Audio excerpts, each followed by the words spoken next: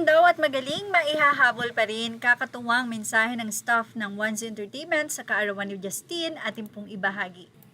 Mula sa naging post ni Rina Cam, sinabi niyang birthday nga pala ni Justine today. So, kahapon po yan. So, it's also the first birthday of this photo right here. Nakahanap na naman ng excuse to repost. Lol. Birthday ni Ja when they shot the episode of Showbreak where they had a steak dinner as a prize at Longhorn in Shangri-La. Sorry Ja, wala tayong solo kaya isama na natin yung dalawa. Happy birthday Justine. Wishing you more success and happy. Na extra talaga si Bebo at ang pinuno.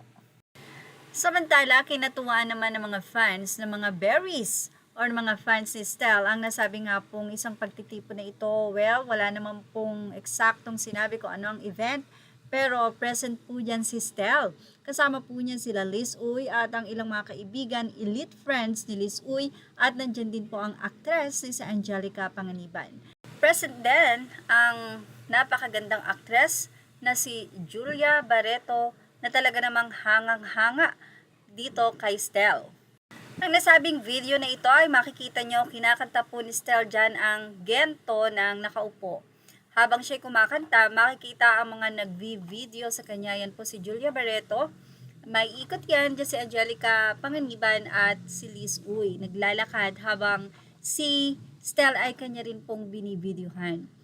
Sabi nga, para daw anak na binivideohan ng kanyang mommy. At proud na proud sa mga bisita. Ganyan nga po daw nila paglaruan si Bebo Stell na talaga namang napakaraming friends.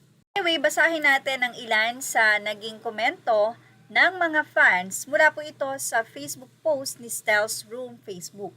Sa nila, Bossing Stell Ahero pahingi nga ng full cover. Ang experience ng circle of friends ni Bebo Stell. Diyan mo makikitang friendly talaga siya. Tuloy mo lang yan, nak. Stell, dahil deserve mo lahat yan. Inupuan lang tayong lahat, ang galing-galing. Ang galing-galing talaga ng aming Stell Ahero dahil kinanta niya rin po yung dadalhin na nakaupo lang sobrang taas. Ang lucky naman at nakantahan sila ng isang Stell. Say naman ng isa, napaka-expensive nga daw ng boses ni Stell pero sa kanila nakaupo at free na naibigay ni Stell ito. Lumalawak na talaga yung circle of friends ng Bebo. Lagi niya kasing kasama si Mama Mac, so happy for you, Stell Ahero. Kaya bias ko yan, napakaganda at napakagaling ng boses sa hindi masakit sa tenga kung bumirit. Well, sabi nila, sana all mahalin ka nila ng totoo o kasi sobrang bait mo lang. Kaya madali lang malapitan. Mahal kita anak, Stell, kasi sa mga taong kasama mo, kahit sa totoo lang, hinahangaan ko din naman sila. So happy for Bebo hanging out with this genuine, wonderful new friends so sure that Bebo is on the right circle of people na dadalhin siya pataas. Just stay healthy, happy and blessed Bebo. Ganyan lang, continue to soar high because you have all the guts to be on top. Berries, love you so much, unconditionally.